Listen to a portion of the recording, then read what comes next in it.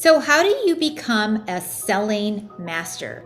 Well, that is what we are going to cover today, because if you don't know how to sell, how are you going to grow your side hustle? And you can't grow your side hustle if you don't learn some new selling skills. So it's very important to keep these things in mind. So I'm going to uncover 5 steps for you to think about when you are selling that is going to help you skyrocket your sales and beyond. The first thing that you want to do, and probably the most important thing, is to learn to sell from your heart. And you're like, well, what does that mean? Because, we all have a heart, but how do we sell from the heart? Well, what I mean is when you sell with passion. Because first of all, if you're selling something that you're not passionate about, well, you probably shouldn't be selling it. Because if you're not passionate about it, it is going to be so obvious to people that you are not passionate about it.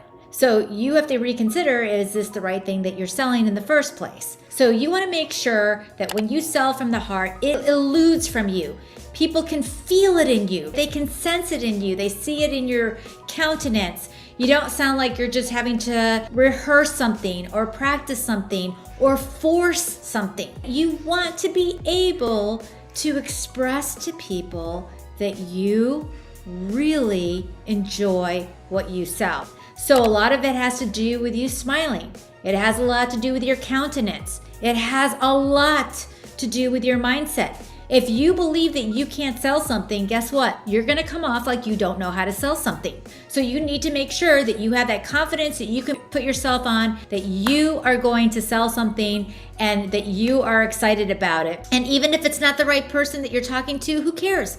Because there's somebody that's going to feel you and they're going to know that you're the right person for them. So that is the thing. It's the belief in yourself, but it's also a belief in the product, the service, whatever you're trying to sell, so that people really know that you enjoy doing things. Because if you're happy, people want to be around happy people. They don't want to be around Debbie Downers. They want to be around people that are super excited. So the more that you're passionate, the more excited you are, the more happy they are going to feel around you. And something to think about. Are you the kind of person, when you enter a room, do you light up a room or do you drain the energy? When you walk into the room, do people just look and want to be around you because you have this energy around you? Or do you look like you're just going to crumble? So this is all part of the mindset, guys. Make sure that your mindset, you're thinking, you're believing, you know in your abilities, you have that confidence. And even if you don't have that confidence, you have that confidence that you're going to go out there and you are going to make a sale. That is key. Number 2 is focus on the relationship first. You don't want to even sell anything until you have taken the time to actually get to know who you are talking to. That means a conversation. That means getting to know somebody.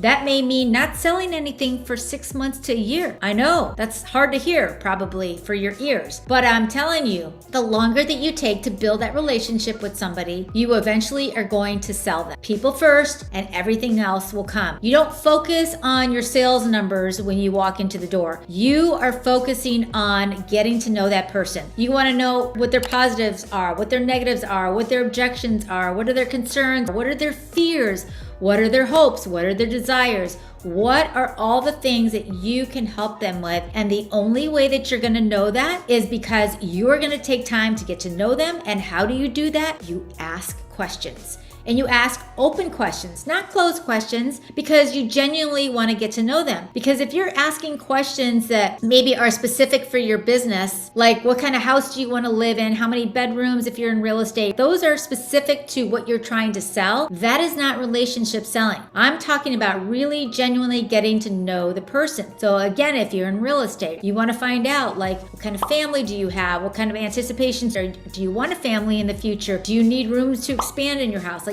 things that are going to be very specific to them as a person. What kind of community do you like to live in? Do you like to live in close quarters or do you like to be more secluded? So things about their personality. what lights them up in their business and their profession and anything that they can do so that you can speak to that. And that is getting to know people on a very genuine level. Get to know who else is their influence around them, their circle of influence, because their circle of influence is also going to have a lot of decision making on whether they work with you or not. So make sure that you take that time and you get to know people that way. Number 3 is make people feel safe. What do you mean make people feel safe? That's not my job, make people feel safe. Yes.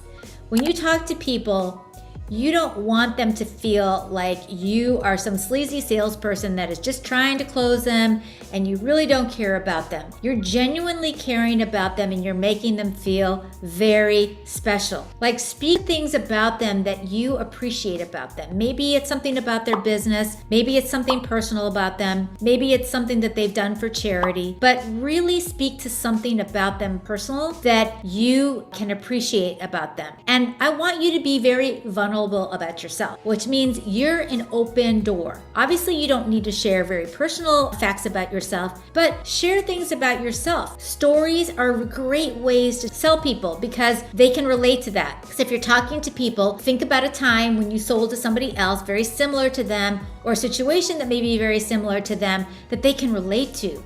Because stories are things that always stick with people. They can remember facts and figures and all that kind of stuff, but when you really get to the heart of people and you get to share stories or you get to tell things about them are really important, that is going to be key. And then I want you to anticipate what kind of fears, objections, anything that they may come up with. I want you to anticipate before it even happens, knowing their kind of personality type, knowing the things that you have just learned about them. What kind of things can you anticipate in the process that could go wrong, that could go good, that could go sideways, that could be impacted by your sale? So I want you to think about those things the whole time so that when you actually get to selling, you can actually have those conversations. And then the 4th thing is your technical skills.